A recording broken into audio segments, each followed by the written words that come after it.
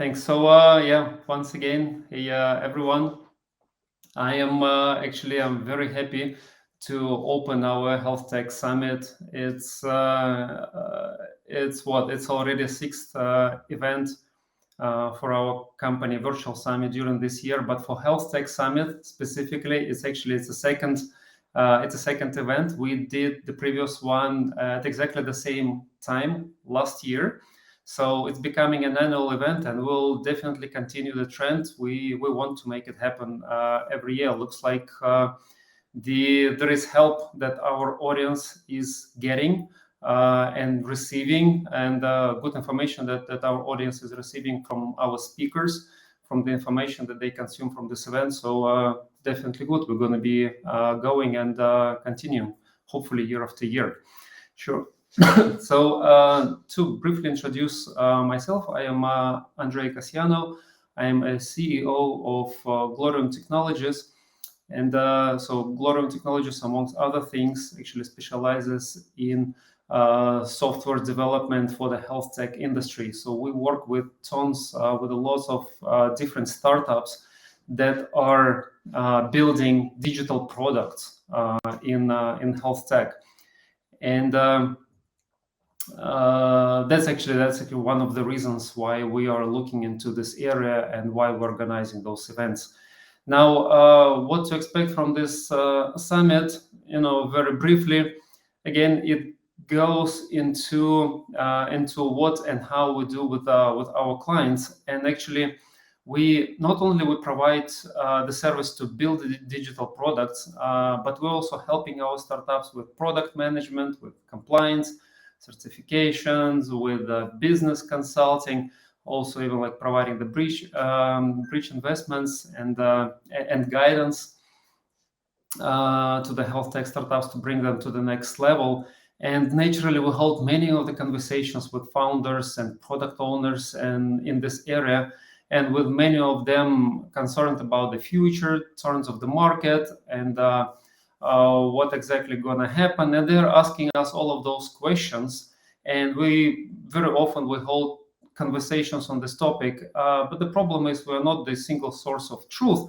And instead of us just providing the market overview or overview of specific technologies or what is going to affect the market, we decided to gather other people around and create a virtual summit in order to provide a specific advice and information about different topics, to uncover those to our clients and our potential clients and in general the audience. Now you're saying you can say that there are many other different conferences and summits on the topic of health tech. You're definitely going to be right, and I myself participating in quite many of them. Will love to listen what other people say, but one of the things that we focus on startups. So everything and anything that you're going to hear today and what this whole virtual summit is about, in one or another respect, it's going to touch on the startups topic. And it's definitely all of this is going to be helpful for the startup founders and product owners and CEOs and CDOs, of course. Okay, so this is how we decided to make our focus in order to be unique in this market. Now, going back to the health tech market, let me share with you just a couple of my thoughts on where we are now, in order just to set the stage for our wonderful speakers and kind of to make a statement on the trend, opportunities, and challenges. And so, first of all, since we're talking about the startups and we're focusing around startups, actually, let's talk about funding. Let's review this topic. So we all know that this year brought us, in general for the startups and for the funding, it brought us quite a gloomy picture, and all of the outlooks are also quite gloomy. I mean, the same. And so we all know about the global drop in funding and tons of tech layoffs. And health tech is right in the middle of all of those events. And even though it's quite a resilient industry, but still. So if we take a look at what's happening right now in the startup market and in the funding, so like according to CB Insights report, the global digital health funding continued to slide also in Q3 of 2022. And it is for Q3, it is 4.6 billion, which is actually 36% less quarter over quarter, and 72% drop actually from its all-time high in Q2 of 21. And the number of mega rounds, those that are valued of more than 100 millions, dropped to its lowest total since Q1 2019. And the funding itself, it fell by 37%. So both deals and funding have fallen by more than 80% from their all-time highs in Q2 of 2021. So what else interesting? Another interesting picture, which is giving just a little bit of hope, is that after Q2 of 2022 saw the lowest number of IPOs, which was only one in the last 5 years, the IPOs rebounded actually in Q3 of 22 to 7, and is the highest quarterly total for this year of 2022. So and this brings actually the total number of IPOs to a level comparable to 2019. So that's about funding. Now about tech layoffs. So according to layoffs.fyi resource, health tech industry actually saw almost 10,000 layoffs in 2022, which puts it on the 5th place amongst other industries, which is, I would say, not that bad. There are other industries that did much worse than health tech, and especially considering that the total number of tracked tech layoffs in 2022 is more than 120,000. So again, health tech is 10,000. The total is 120,000. So health tech accounts for less than 10% of layoffs during this year in startup industry. So now at the same time, if we take a look at the market predictions paint an absolutely different picture. So the report data are different. So if you take a look, depending on who you ask, what kind of report you look at, but they all have a positive trend in common. Like here is one of the less optimistic reports by Global Market Insights, which says that global digital health market size was 195 billion in 2021, and it is predicted to grow at 16% of compounded annual growth rate until 2030. And with 2030 expected size being around $780 billion. So this is, I would say, this is definitely good news.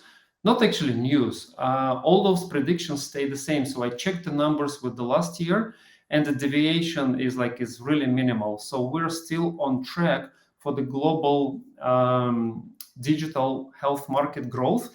And the predictions, the numbers actually in those predictions, they didn't change much year over year. And interestingly, out of this whole market of global digital health, North America takes about 45% share. So you know where to invest, right? So of course, everyone is free to make their own conclusions from those numbers, but my opinion is that healthcare market is very resilient. It is one of those real economies, and we clearly see it growing. The setback in the funding, my opinion, again, purely my opinion, is temporary. And the big guys will definitely soon be back for their share in this big global digital health pie. So right now, again, it's around 200 billion a year, and by 2030, it's expected to be 780 billion a year. It's a huge pie. I just don't see how venture capitalists or other investors are going to miss on the opportunities to invade this market. So again, the setback, I think, is a temporary. It's not going to be long, I think, until we start seeing the increase in the startup funding in health tech again. So now, just to give kind of my thoughts about where we're heading, and what is actually not where we're heading, but what is fueling the growth.